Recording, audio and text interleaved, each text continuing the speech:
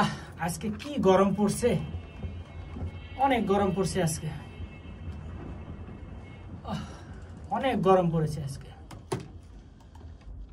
দুর্জয়, দুর্জয় এদিকে আসো তো। জি ভাই বলেন।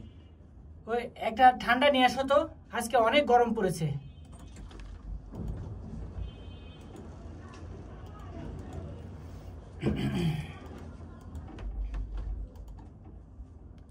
ভাই আনছো? এটা কি আনছো? এটা তো আমি পান করি না। আর তুমি কি জানো এটার মধ্যে কি মিশে আছে? এটার মধ্যে মানুষের রক্ত মিশে আছে, এটার মধ্যে শিশুদের রক্ত মিশে আছে। এটা কখনো পান করা যাবে না। আমি তো এটা পান করি না, তুমিও কখনো এটা পান করবে না। ঠিক আছে, যাও অন্যটা নিয়ে আসো।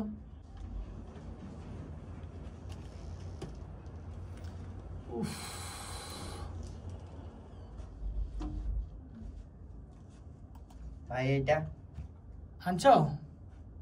হ্যাঁ এটা ঠিক আছে, এটা পান করা যায়। এটা এটা ঠিক আছে, এখন থেকে তুমি এটা পান করবা। আমি এটাই পান করি, ঠিক আছে? ওকে।